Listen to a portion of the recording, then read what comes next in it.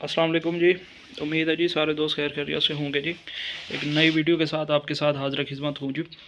आज हम ज़रा डिस्कस करने लगे हैं जी ज़ाविये को, हम एंगल को ज़रा डिस्कस करेंगे कि एंगल क्या होता है और किस तरह ये बनाया जाता है जी। इसको ज़रा हम डिटेल के साथ हम देखेंगे ताकि जो है आपका किसी किस्म का जो कंसेप्ट जो आपको बात समझ नहीं आ रही थी वो आपको समझ आ सके। मेरी वीडियो जो है वो पूरी देखिएगा ताकि आपको जो है हर बात समझ आए जो मैं आपको बताऊँ। जो दोस्त मेरे चैनल पर नए हैं उनसे इल्तमास है कि मेरे चैनल को ज़रूर सब्सक्राइब कीजिएगा और दोस्तों के साथ लाजमी शेयर कीजिएगा ताकि उन तक भी ये इन्फॉर्मेशन जो है वो पहुँच सके।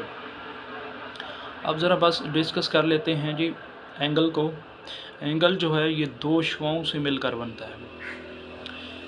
एंगल जो है दो रेज से union of two rays that end points are common, उनके जो एंड पॉइंट हों वो कॉमन होंगे तो उसको हम बोलते हैं, उसको हम कहते हैं ये एंगल है। अब आपके पास दो रेज होंगी, मैं रेज के बारे में भी आपको बताता चलूँ कि रेज और उसमें जो है रेज पहले लाइन की अगर बात करें तो एक लाइन जो होती है ना उसका कोई एंड पॉइंट नहीं होता। उसको हम जितनी चाहे मर्ज़ी जो है उसको इंक्रीज़ कर सकते हैं, डिक्रीज़ करना चाहें, कम करना चाहें कम भी कर सकते हैं, ठीक है। जबकि जो आपके पास होती है लाइन सेगमेंट, लाइन सेगमेंट का मतलब है उस लाइन का एक टुकड़े को हम लाइन सेगमेंट कहते हैं जी।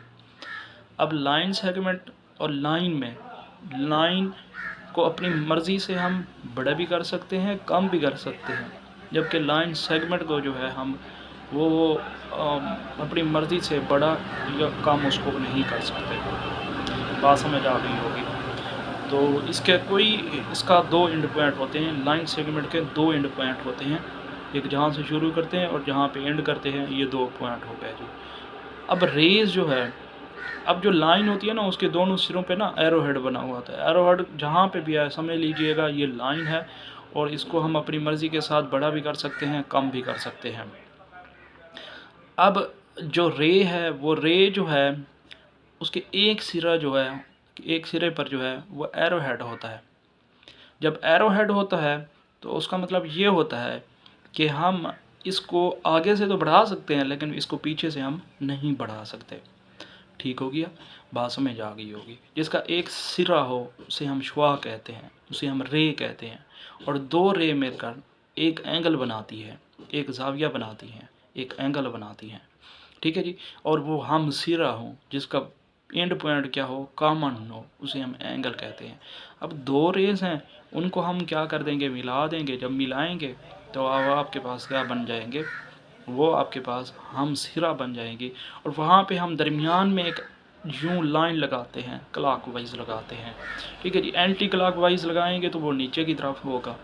तो जब लगाते हैं तो वो आपके पास क्या बनेगा, दो रेज के दरमियान जो बढ़ने वाला जाविया हो, जो एंगल हो, जो भी मतलब जो चीज़ बनती है दो रेज के दरमियान, उसे हम एंगल का नाम देते हैं, उसे हम जाविया का नाम देते हैं जी।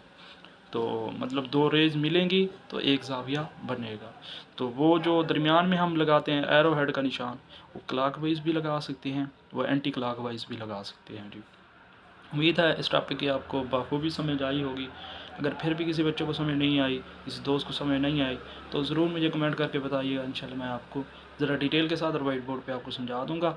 अपना बहुत सारा ख्याल रखिएगा। मिलते हैं जी अगली वीडियो में।